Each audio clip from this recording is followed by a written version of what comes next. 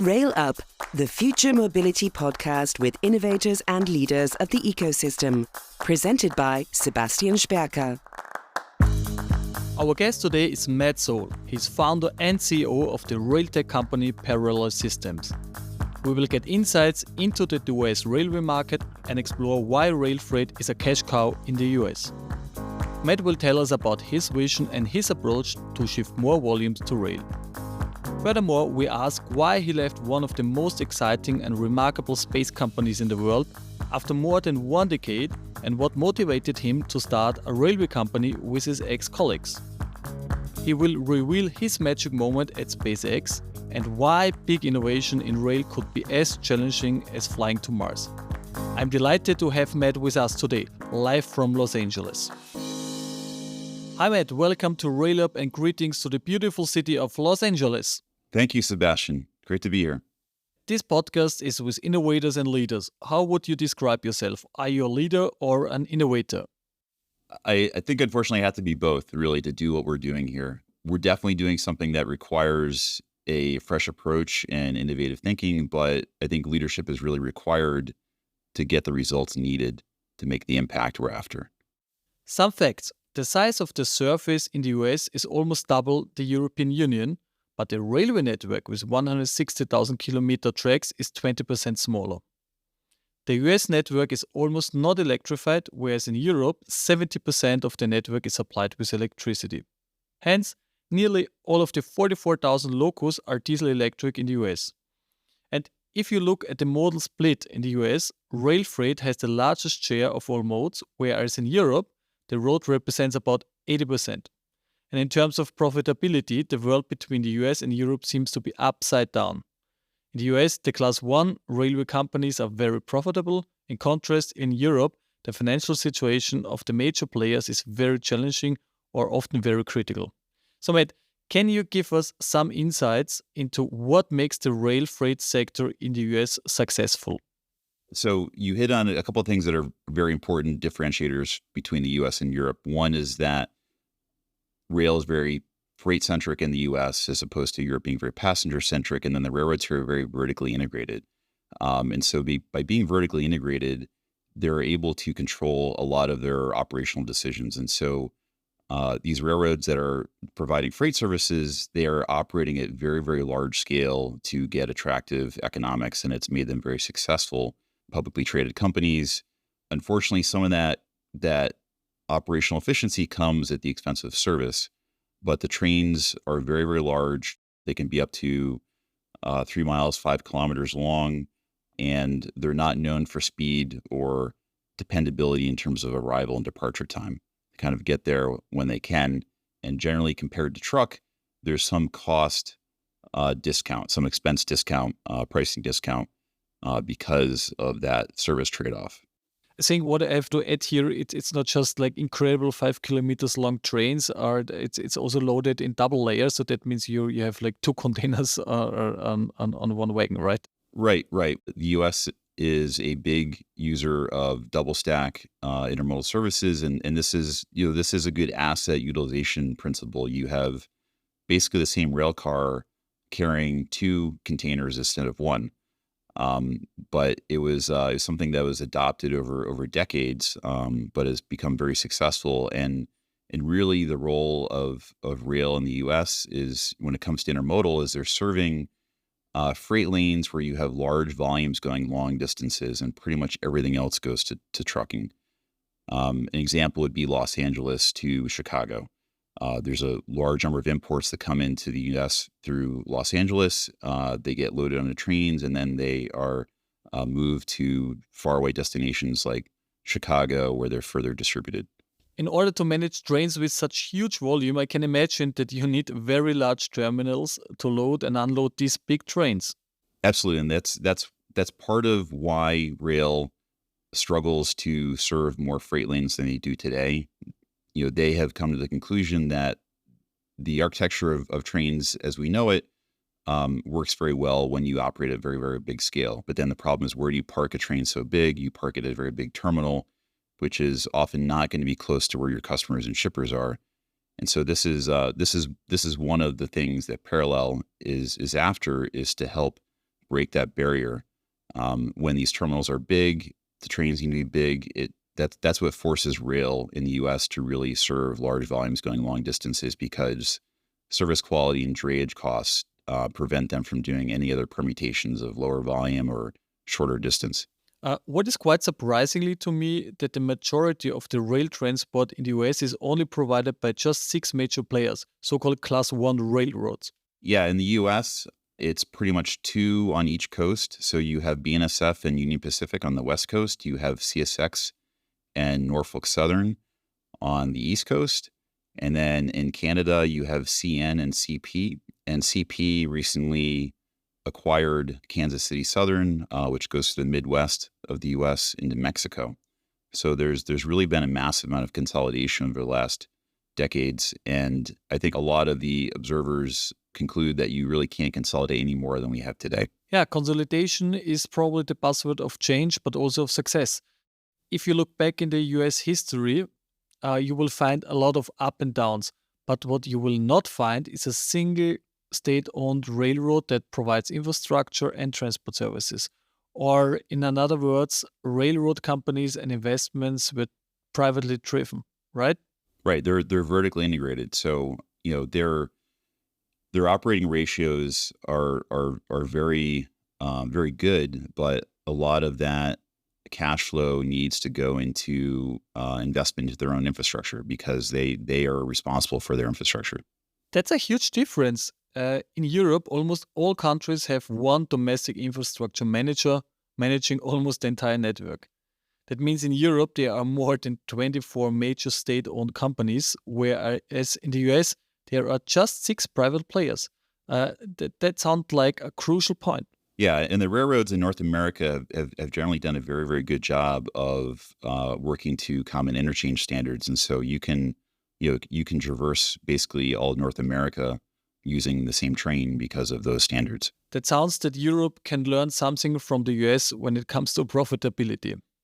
However, we will talk about your company, Parallel System. We always read about the bright, shiny stories about successful startups, but behind every story, there are founders like you, and we want to learn about the DNA of founders. So, Matt, please give us a short introduction of you. Sure. I'm in Los Angeles now. I grew up in the Northeast in a state called Connecticut, which is between New York City and Boston. I studied electrical engineering as an undergraduate in college, moved to LA to go to grad school, got another degree in electrical engineering, worked in aerospace for about 20 years. Really, really loved it because it was so multidisciplinary. I ended up being at SpaceX for about 13 years, was very fortunate to be part of the early team that got the first launch vehicle into orbit, and then helped build the company in terms of its capabilities, different launch vehicles, space capsules, manned space flight. Really exciting time. But I was really interested in taking the next step and doing something that was more mission focused on here on Earth, right? Not moving people to Mars because Earth is in a bad position, but what can I do to make sure that we don't need to leave the planet? And pretty quickly came to kind of discover the rail industry and became pretty enamored with what myself and some of my co-founders saw as like the untapped potential of it. I read the book Lift Off about the early days of SpaceX, and I was inspired by the strong commitment of the team to get the Falcon 9 into orbit. But I'm pretty sure that especially the startup phase was incredibly demanding. Yeah, it was. It was a really fun adventure, but I mean, that's the type of person that's attracted to that. It's very hard work, but there are people who are drawn to doing hard things and feeling rewarded though by accomplishing, the near impossible. I probably did more all-nighters at SpaceX than I did in college, like more than I could count, but it was all worth it. What was your personal magic moment at SpaceX? I think it had to be the first Dragon capsule launch. If I had to pick one, it was a roller coaster. Like working there was riding a roller coaster. You have just these hard pushes, and then you have these tremendous spikes of excitement. And so we built the first Dragon capsule. It was supposed to orbit the Earth twice and splash down. And, as hard as we worked, as diligent as we were being to make sure that we did everything. I mean, it's just so complex so new, so many things that could go wrong. And to our great surprise, it launched, orbited the Earth twice, splashed down, and we just went crazy because we just couldn't believe it. Is the big boss Elon really that into details, and did he showed up very often in the early days? I mean, he managed next to SpaceX, Tesla, and some other corporates. He's very involved. I mean, there's only so many hours in a day, even if you're not sleeping. So, he will pick things that he wants to get involved in. He'll get very involved, and he's not hesitant, right, to express his opinion. And I think that's, as difficult as that might be on some people individually, like I think it really has been key to pushing the company to where it is. Thank you for these insights, and I think SpaceX really shaped the airspace industry. And of course, we are now very interested why you left this industry and started a railroad company with your ex-colleagues.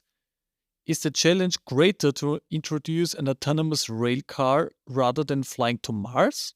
It shouldn't be harder, but I think me personally, like taking on like an entire business has been a growth opportunity for me personally. There are aspects of business at SpaceX I wish I'd paid more attention to now that I am running a company. Been spending a lot of time in engineering, and a number of things like finance and legal have been things that I've had to pick up as we started the company as examples. And now let's speak about Parallel System and the big vision behind your company. Sure. So Parallel Systems is a company developing technology to allow for what we call modal conversion. Our perspective is that rail used more extensively can be a massive lever in decarbonizing freight, not to mention realizing other supply chain advantages. And so I think there's probably a couple things that are often misunderstood about Parallel when they see some of our materials. Number one is that we're not trying to replace freight trains, at least not today. That may come over time, but no one is going to want to prematurely retire an asset that is generating positive financial results for them. But what the growth opportunity is to allow railroads to have a set of tools to go after freight markets, freight lanes where trucks dominate or rail isn't able to compete. So the number two thing that I think is sometimes misunderstood about Parallel is that we're not moving single containers down the rail network. That is not a good use of network capacity, nor is it the most energy efficient based on how we've architected our vehicle. So that said, just explaining a little bit more about what our technology is. So we think it's very, very important and a good strategy to try to leverage the existing infrastructure that we have. You and I have talked about, the underutilization of European rail assets. We have the same problem here in the US. There are real opportunities right now. And then if you look forward into like innovating in train control and signaling systems, there's even further opportunity to improve capacity. But we want to drive more freight to rail by basically addressing service and some of the things we were talking about earlier. A lot of the industry focuses on cost reduction, but if you look at as a model, the adoption of e-commerce, Amazon showed up and was competing with traditional box retailers, and they're innovating to establish and create better customer service. And flash forward, 20 years, and now Amazon is completely dominating, and a lot of these box retailers, like in the US, like Sears and Kmart, like focused on cost cutting, and now they're nothing. And so we think for rail to succeed in converting more freight to rail, it has to be around service. And so our vehicle uses the infrastructure, but it does not require the massive scale to create the truck competitive unit economics. It's a very different vehicle. It does not have a locomotive. It has distributed powertrain. So every platform, I'll call it a wagon or platform, has its own batteries, electric motor, computers, sensors, and radios, because it's also autonomous. We're able to split cars away from each other. We call them, we operate the cars in what we call a platoon, but we don't have a conventional coupler. We have a bumper. And this works because we have distributed powertrain. And so we're able to share work mechanically through the platoon by pushing from the rear. So it's only a compressive interface in that bumper. But when we need to split up the platoon into different destinations, it's very easy to do because there's no coupler to undo. There's no brake line to undo. So that's a little bit about, the physical vehicle, but equally important is the software that connects this vehicle to existing train control and dispatch systems. And that's something that Parallel is also working on, is how do we integrate, this vehicle not just into the hardware infrastructure, but also the software and enterprise infrastructure of these railroads. Our vision is that, we want to seamlessly coexist with traditional freight trains. And so we have to be compatible with those train control systems, and we want to tie into their enterprise systems as much as we can. I mean, what we're arguably creating is capacity, but we're creating capacity with, the hooks and thinking that we need to create the tie-ins to allow a better service too. It's not just capacity, like it's got to work all together. And so, having power on each vehicle, having computers and radios gives us a tremendous opportunity to increase insight into the health of the hardware, telematics. We've had some, I don't know if it's been headlines in Europe, but we had a pretty significant derailment a few months ago here in the US that generated a lot of headlines, and basically the bearing failed, which caused a derailment and then a chemical spill. And it's hard to think of another mode of transportation that has so little insight into how its equipment is performing. So how it's done in the US is they will have, on the wayside or the side of the track, they will have sensors that are looking at bearing temperatures as they go by. And they might have these like every 20 miles, where what Parallel is building, we have temperature sensors in our axles that are measuring our bearing temperatures 20 times a second. So we have enormous insight into how the equipment is performing. We also have, localization, so we're able to communicate where freight is. So there's just a lot of opportunity, I think, to expand Rail's capabilities here. That's right. I mean, having power on the vehicle offers you so much more opportunities to operate more efficient and more safe. And that's probably one reason why a cargo wagon in Europe looks quite similar over the last 100 years. That might change if there will be a commitment to introduce the automatic coupling in Europe. With this system, the wagons are supplied with electric energy while running, and that's enable much more opportunities. But I think there is even a more crucial point in the whole discussion of transport modes and modal shift. If you ask people why rail is green and road is not, you get very often the answer that locomotives using electricity and trucks are using diesel. But that's just a very limited narrative, especially if you take into consideration that quite a big stake of the rail electricity is supplied with fossil power plants. I mean, I'm from Austria and the rail energy is really 100% green, but that's more an exception. The real potential is that running a train on tracks consumes so much less energy than running a truck on the road, and that's because of physics. So even if a train is powered with a diesel-electric locomotive, the transport of goods will be more green than transport the same cargo on the road. I would say this physical fact is underestimated at all, but has a huge impact. So I think we have to change the narrative as well. Yeah, I mean, for sure, like 100%. The big advantage of rail is that you have lower rolling resistance of steel wheels on rail. And I think a lot of people don't think about how much of an impact that makes. But if anyone's ever gone out and like you find like a rail axle on a wheel that you can like play with, it's amazing how easy it rolls compared to a set of rubber tires. So when you look at that and you look at some of the aerodynamic advantages that you can get, because you're talking about a dedicated mode of transportation, and so you can build these big assemblies, big trains, big platoons that create aerodynamic benefits too. And the sum of these two things together, when you're moving slowly, the rolling resistance advantage dominates. When you're moving fast, the aerodynamic advantages dominate. But overall, you're talking about a quarter of the energy to move something by rail as opposed to a truck. And you're talking about the grid and electrification, and that's hugely relevant to this. What a lot of the skeptics will ask is, when you convert something to be electric, they'll ask, is it really zero emissions? And it's a valid question because our grid is not clean.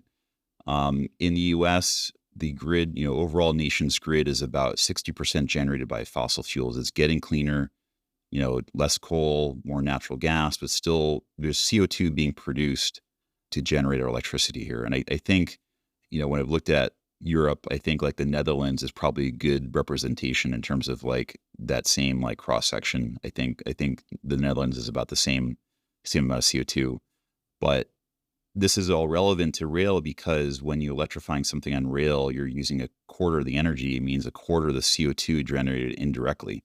And this is some of the work that we've done too, is when you look at even an electric truck, it's still very work intensive to overcome that rolling resistance, even though you're powering up by batteries. And when you look at the indirect CO2 generated by the grid here in the US, the CO2 footprint of a electric truck operation is about the same CO2 footprint as a diesel locomotive operation here. So this is our validation. The most important thing, like the big impact, is get more things to rail. And then, oh, by the way, Parallel is doing some things to further improve the energy efficiency of rail, which means true lowering of CO2. And cannot forget about reducing particulate matter pollution, which is a local air quality issue. But reducing the generation of particulate matter is very, very relevant. So eliminating diesel and rail also has an advantage over electric trucks there, in that, we don't have tires that create debris the same way electric trucks do. So this is why we want to move more things to rail. That's so true. And that's bottom line. If you shift more volume from road to rail, at least for the main haul, you have immediately a positive CO2 impact. That's the story to be told. And I had to smile because one of my team members had the same life experience. In a maintenance workshop, she moved one entire axle with just one finger. And one axle has the same weight like a small car. But when we tried to move a small car with just one finger, there is simply no way you can do it. So here you can see and feel the magic, or actually just the physics. It's physics. Yeah, 100%. You founded your company short before COVID, or like something like. We closed our seed round in June of 2020, and then we closed our Series A in December of 2021, and we expect to be fundraising again this fall. Can you just tell us a little bit how far you are with your prototypes and testing? Yeah, so we have a product roadmap that will eventually result in a vehicle that we will commercialize and we think is suitable for going out onto the rail and doing some of these services and making these impacts we've talked about. We started much scrappier than that. We started with our first generation vehicle, which was largely built around existing bogies or trucks. We converted them to have batteries, and we added motors and a chain drive and electronics, and they worked, but it quickly highlighted, some of the reasons why you wouldn't want to use a chain drive for a servo system. Not that we did not expect that, but we're just trying to get something operating as quickly as possible. And we wanted to do this because, number one, we wanted a technology development platform to develop our core software for the vehicle, perception, and basically just develop, on that. But we also wanted to create something that we could bring people out from industry and come see it. And I swear every time we did that, you could see the light bulb go off over their head, because no matter how many PowerPoint presentations I gave to them, there's always something that didn't come across. And so they would get it when they saw that. We brought the first generation vehicle to the field in October 2020. So we closed that first seed round. We built those prototypes very, very quickly, but then used them for over a year. And now we're on our second generation vehicle. It's our first ground up vehicle design. It's suitable for pilots. It's not something that is really a good candidate to commercialize because the chassis is a steel weldment, and that makes the cost pretty high based on the amount of welding and the process around welding that has to happen. But it's been testing since last fall. We've learned a tremendous amount as well. We developed our own trucks with integrated batteries and powertrain. We're still building a powertrain from off-the-shelf parts, but there is a custom, e-axle in our future. Who makes it, who works with us is up in the air right now. But the powertrain is built from off-the-shelf parts that we've integrated together, and we've developed our own suspension. We've done a lot of modeling around dynamics in a rail environment. We've been testing braking extensively, how our suspension performs under different dynamic conditions, as well as integrating all the electronics together to enable train control. And We just got our second vehicle to our test site out here in California, and we're looking forward to doing platooning demonstrations later this year. Your headquarters is located in Florida, and your testing site is located in California. That remembers me a bit on the story of SpaceX and the launch platform in Omelek, which is quite far away from the production site. Well, it's not testing rocket engines, though, that's for sure. But rail, rail is not everywhere, so you have to be a little opportunistic in terms of where you can get access to. And so we have been fortunate to have found some rail that we've been able to lease and not make part of the national network, and basically be able to do our own test campaigns there. Yeah, I can imagine to find a test site is not easy. However, having a test site where people can see and feel the vehicles is probably one of the most powerful tools to change the perspective and opinions. That's probably so much stronger than 100 of PowerPoint's presentations. Can you give us some insights about key parameters of your pods, such as a range?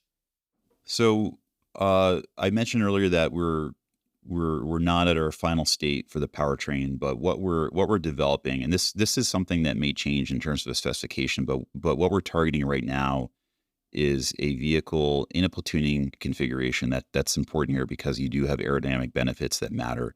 But in a platooning configuration, a vehicle would be able to go 500 miles, or I think the conversion is like 800 kilometers between charges. The engineering answer is it always depends, right? It depends on the battery capacity, the powertrain efficiency, and that's one of the compromises of our powertrain right now is because it's off-the-shelf parts. The powertrain efficiency is not where we think it can get to, but it also depends on how much weight you're carrying, right? The work you have to do to overcome rolling resistance is a function of weight as well. And then how fast you're going. So the faster you're going, the more drag there is, velocity cubed, actually. And then what kind of grade you're climbing. Makes a huge difference, even like on a minor incline on rail. Like as soon as you start having to carry that weight up that incline. But if you're going down, the other side, we have regenerative braking, so you're able to capture some of that energy too. 800 kilometers is a lot. I mean, it's more than the average train distance in Europe. So yeah, and it doesn't even mean you're limited to services within that range. It's just a matter of how often you're going to stop and charge your batteries. And that's, that number was targeted because the rule of thumb here in North America is that intermodal is not pursued unless you're going at least 500 miles. And on the West Coast, it's more like 1,000 miles. And so because our strategy is to give railroads the tools to go after these freight lanes, this freight activity that they haven't been able to do traditionally, why focus on super haul or super long range when they've already kind of got that handled? At the end of the day, it's all about service quality and economics. And so you can still, build freight lanes that are longer than that just by stopping and charging along the way. It's a massive battery, but how long like one charging process could be? Is it then 2 hours, 10 hours, or also depending, I guess, from the engineer point of view, of course? I can't help myself. It depends, but it depends on the economics. That's the way to think about it. So it depends on what the service requires. You could charge very, very slow, 10 hours, let's say. And, a few reasons for that, but I'll tell you the downsides too. So if I charge for 10 hours, my charger is going to be smaller and therefore cheaper, but I'm also going to be dwelling my rolling stock asset for longer than I ideally want, right? Because you want high asset utilization. So the other reason why you might want to have a slow charge is you might have a bottleneck in terms of your interconnect to the grid. That's frequently a challenge in terms of electrification and charging infrastructure deployment here is like, what is the capacity of the grid to support that? But really ideally, we think charging in the neighborhood of about 2 hours is more ideal in terms of balancing economics and asset utilization. And we picked 2 hours because that tends to be a pretty standard battery charge rate baseline. We're also using a battery chemistry that can tolerate faster charge rates without really measurable impact on the degradation of it. That's frequently the trade-off with faster charge rates. As you charge it faster, you're going to degrade your battery faster. But the charging system is really set up to take advantage of the dwell that fundamentally needs to happen as you exchange your freight with other modes of transportation. You come into a terminal, terminals where you exchange modes, and you have to dwell unload and reload containers. And so while you're dwelling there doing that, why not charge? And so when we look at like our service design, looking at our range and platoon sizes between 10 and 50, our evaluation is that, a charge time of somewhere between 1 and 4 hours is lines up very, very well with those operations. And so we think that's a smart way to take advantage of the asset dwell and charge while you need to.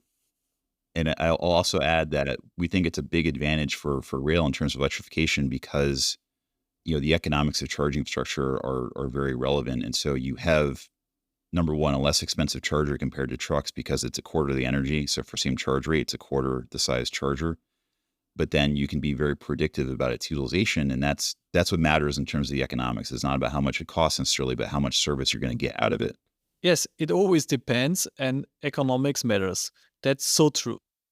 I guess most of the people would think that rail, tracks, and locomotives requires a lot of engineering of the hardware, but I think that software becomes more and more important. What's the split at parallel? It is really more of a software project. I mean, the hardware is still hugely important, but in terms of our engineering team, I'd say about a third of the team is hardware focused and 2/3 is software focused. And if you speak about the team, like how many are team members are in the parallel team? We have about 85 people right now. We have summer interns showing up right now, so the numbers are changing very quickly, but we're about that many right now. Is the parallel vision also applicable to other global railway markets? And have you already some plans? We're certainly looking at this as an international opportunity. Railroads are a little bit different country to country. The U.S. is a very, very big freight market. It's also where we're located. So I'd say we're very focused on the opportunity here, but we are looking internationally. We think there's a lot of alignment with what Europe wants to do with rail, Australia. We're looking at this as an international opportunity for sure. If we talk about future, how railway looks like in 2050? Obviously, it's going to be electric and it's going to be autonomous. I think there's also a real opportunity in moving to a comms-based approach for signaling. I really think that is a key step forward in terms of really increasing the capacity of the network we have there. There's obviously a tremendous amount of history around signaling systems, and that's been a very, very key operating principle of railroads. Central control of those networks is a big advantage for autonomy, but I think taking it to the next level, you look at the core capabilities of a platform like ours. It doesn't have to be ours, but like every train these days is trending towards you're going to have power computers, radios, localization. So, why still need the signals? Why not have a more flexible system that is able to establish robust localization and communicate with a back office train control system and make sure that safety is enforced through keeping trains still apart from each other, but no longer requiring on physical signaling. And the same thing for railroad crossings. Are there actually other players on the market with the approach of autonomous railcars?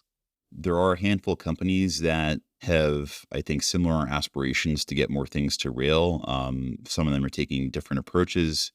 I think Parallel has a real advantage, though, in that we're thinking about this not just from like it's an innovation, it's technology. We're thinking about this very, very hard from a service and economic standpoint, and that requires thinking about how to shed as much hardware as possible and how to utilize that hardware as much as possible. And that is something I think is differentiating for us, as well as really pushing energy usage down as low as possible. We really tend to talk about our competition in the sense of trucking, but really I think there's a future partnership there. We're talking about the future of rail. I tend to think about the future of freight, and here in the U.S., and I think the dynamic is very similar in Europe. Like trucking handles a lot of freight activity. About the trucking industry is about 10 times the size of the rail industry here in terms of annual revenue. And trucking is absolutely here to stay. Like it plays a very important role. It's flexible. It's generally easy to understand. But I think a successful future involving rail means that rail is truly doing the backbone movement of freight, and then trucking's focus is first and last mile. And that actually makes electrification of trucking more feasible too, because then the battery doesn't need to be as big. But when we talk about competitors, sometimes it's truck, but we've been surprised by the level of interest the trucking industry has had in our success and activities too. I think that's the way forward. We're speaking way too often about the competition of rail and road, but the best approach is probably to think much more of an integration and to use the USP of each mode of transport to get the best out of it. Why not focus the trucking business on the first and last mile, could be up to 100 miles, and the main haul services on the railroads if they are available. At the end of the day, we provide logistics services to transport goods from A to B in the best way possible in terms of cost, CO2 footprint, transport quality, and overall solutions will be probably a deeper integration of both modes. Yes. Yeah. I mean, the shippers don't care, right? They need to get something, to their customer, and there's a price, there's a service quality, and when I say service quality, not how fast it is, but just how predictable it is. Like, predictability is very, very important in supply chains. And if the transportation industry is to make all that transparent and seamless, like, no one cares how it exchanges modes. Like, it just, the industry needs to figure out how to work together to make that a reality. And I think it can be, but it requires more than just new technologies like parallels developing. It requires integration across those supply chains and transportation providers. What is the contribution to drive climate change? Our contribution to driving climate change is getting more things to rail. We talked about the energy efficiency and relevance to the grid, and that's our angle. The ball is in your court. What is the next step to drive change? I think it's on us to execute and show that this can be brought to life and made a reality. We do need the collaboration of government and operators to make it successful, but I think it's up to Parallel to show that this product vision works. Thank you so much, Matt, for your insights. When I read about Parallel the first time, I was just thinking, wow, that's so cool. It's actually the same vision what I have, but they're already in implementation. Even more, I'm convinced that with companies like Parallel and personalities like you, Matt, we can reinvent the rail and shaping the future of mobility. And that's RailUp. And Matt, welcome to the RailUp Club. Thank you, Sebastian. What's the takeaway from this episode? You don't have to fly to Mars to discover an untapped potentials to protect our world and humanity. A key driver lies in the railway business due to the simple fact that rail transport is way more energy efficient than the road. That's not magic, that's physics. However, in order to fulfill the market requirements and the climate targets at the same time, a smart integration of the rail and the road is probably the best way forward. We learned the rail freight business in the US has just a handful of big players on the market who are running a very profitable business. However, there is just a focus on a certain main corridors.